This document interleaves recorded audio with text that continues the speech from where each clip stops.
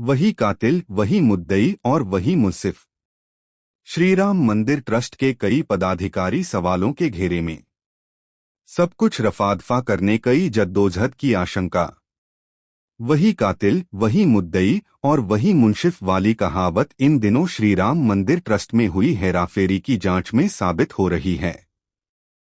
यहां चढ़ावे में हेरफेर व गबन के मामले में ट्रस्ट के बड़े पदाधिकारी सवालों के घेरे में हैं। कई पर सीधे आरोप हैं तो कईयों की लापरवाही उजागर हुई है। जिनकी नाक के नीचे ये सब हुआ और उनको भनक तक नहीं लगी।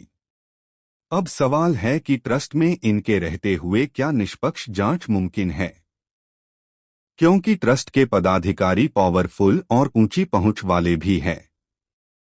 ट्रस्ट में कई बड़े पदाधिकारी हैं जिनकी जिम्मेदारी मंदिर की व्यवस्थाओं से लेकर चढ़ावे की राशि की गिनती कराने तक रहती है। इसमें चंपत राय, अनिल मिश्रा और गोपाल राव समेत कई पदाधिकारी शामिल हैं। इसके बावजूद चढ़ावे की रकम का गबन होना कई सवाल खड़े कर रहा है। जिम्मेदार भी सवालों के घेरे में हैं। ये सभी जिम्मेदार घटना के उजागर होने के बाद से खामोश है। एक भी पदाधिकारी की तरफ से इस संबंध में आधिकारिक बयान जारी नहीं किया गया। अब सवाल है कि जिन पर सवाल हैं, क्या उनके रहते एसआईटी निष्पक्षता से जांच कर पाएगी, क्योंकि ट्रस्ट के पदाधिकारियों से सवाल जवाब करना इतना आसान नहीं होगा। वहीं जिन लोगों पर सीधे आरोप हैं, वे भी कहीं न कहीं किसी पदाधिकारी या उनके करीबी लोगों से जुड़े हुए हैं। एसआईटी के सामने इस तरह की कई बड़ी चुनौतियां भी हैं। सोशल मीडिया पर 200 करोड़ रुपए तक की चर्चा। मामले में 5 संदिग्ध पकड़े गए थे। उनकी निशानदेही पर करीब 3 करोड़ रुपए बरामद किए जा चुके हैं। अंदेशा है कि करोड़ों रुपए इधर उधर खपाए भी गए। कुछ दिन पहले गबन की गई रकम 8 करोड़ से अधिक बताई जा रही थी। अब तो यह सैकड़ों करोड़ रुपए होने की चर्चा हो रही है। सोशल मीडिया पर 200 करोड़ रुपए तक होने की बात कही जा रही है। हालांकि आंकड़ों के संबंध में कोई भी आधिकारिक बयान नहीं आया है, लिहाजा इसकी पुष्टि संभव नहीं है। एसआईटी की जांच के बाद ही कुछ स्पष्ट हो सकेगा। जेवरात भी बड़ी मात्रा में गायब।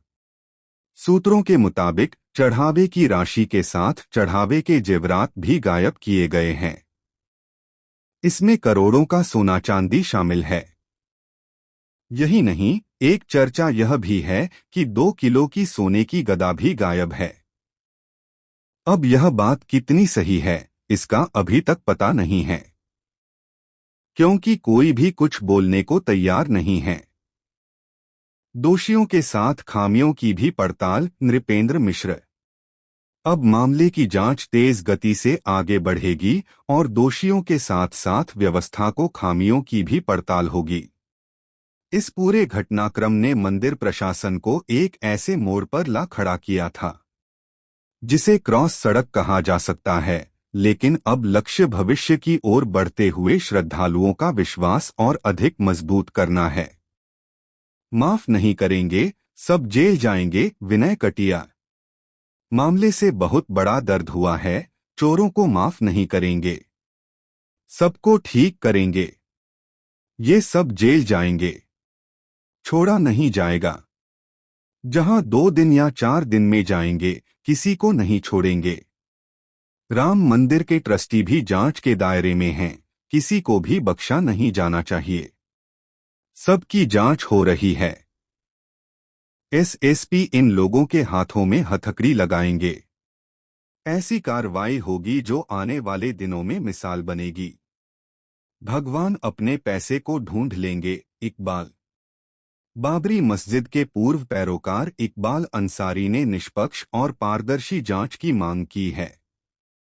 उन्होंने एसआईटी पर भरोसा जताते हुए कहा कि जांच पूरी ईमानदारी और निष्पक्षता से होनी चाहिए तथा दोषियों पर कड़ी कानूनी कार्रवाई की जानी चाहिए। भगवान का पैसा कहीं नहीं जाएगा, भगवान स्वयं अपने पैसे को ढूंढ लेंगे। कथित रूप से धन कहाँ गया, किस तरह गड़बड़ी हुई और इसमें कौन लोग शामिल है, इसकी गहन जांच होनी चाहिए। बैंक ने दिया कंपनी को ठेका, ट्रस्ट ने तय किए थे कर्मचारी। मंदिर के चढ़ावे की रकम पार करने के पीछे तमाम लापरवाही और खेल है। दरअसल बैंक ने कर्मचारियों को एक कंपनी के जरिए आउटसोर्सिंग पर रखा था। इसमें खेल ये किया गया कि ट्रस्ट ने जो कर्मचारी तय किए, आउटसोर्सिंग पर वही लोग रखे गए। ये लोग या तो किसी पदाधिकारी के रिश्तेदार थे या परिचित। मंदिर व्यवस्था में चढ़ावे की राशि की गिनती प्रक्रिया मुख्य कार्यों में से एक है, जिसकी जिम्मेदारी ट्रस्ट के बड़े पदाधिकारियों, बैंक कर्मियों की तय की गई थी। या ये कहा जाए कि चढ़ावा चोरों को हाथ साफ करने का पूरा मौका दिया गया। न निगरानी की गई, न कर्मचारियों का सत्यापन और न ही उनकी कोई जामा तलाशी की जाती थी। चूंकि कर्मचारी ट्रस्ट की तरफ से रखे गए थे, इसलिए बैंक अधिकारियों की हिम्मत ही नहीं हुई कि वह इस पर सवाल उठा सकें। दूसरा पहलू ये भी है कि इसमें बैंक की भी भूमिका संदिग्ध है। उनके कर्मचारियों या अधिकारियों की भी मिलीभगत हो सकती है, इससे इनकार नहीं किया जा सकता। सुरक्षा से भी खिलवाड़। परिसर की सुरक्षा में पुलिस और अर्धसैनिक बल तैनात है, इसलिए मंदिर की सुरक्षा पुख्ता रहती है। वहीं ट्रस्ट के कर्मचारी गले में आई कार्ड लटकाकर हर जगह घूमते हैं, वहीं कहीं भी आ जा सकते हैं। उनकी तलाशी नहीं की गई। सूत्रों के मुताबिक टिन्नू व अन्य लोगों ने ऐसे 50 से अधिक कर्मी रखे हैं। कम पैसों में कर रहे थे काम। अब तक जिनके पास से रकम बरामद हुई, वह सभी 12 से 18,000 रुपए प्रति माह पर काम कर रहे थे। दिन से लेकर रात तक ये सभी मंदिर में ही रहते थे। इतने कम वेतन में इतना लंबा काम करने के पीछे की वजह अब समझ आ रही है। जांच के लिए सुप्रीम कोर्ट में याचिका दायर। अयोध्या में श्री राम जन्मभूमि मंदिर में दान और चढ़ावे के प्रबंधन में कथित हेराफेरी, चोरी और अनियमितताओं को लेकर चिंता जताते हुए सुप्रीम कोर्ट में एक पत्र याचिका भेजी गई है। वकील अनूप प्रकाश अवस्थी ने यह याचिका भेजी है।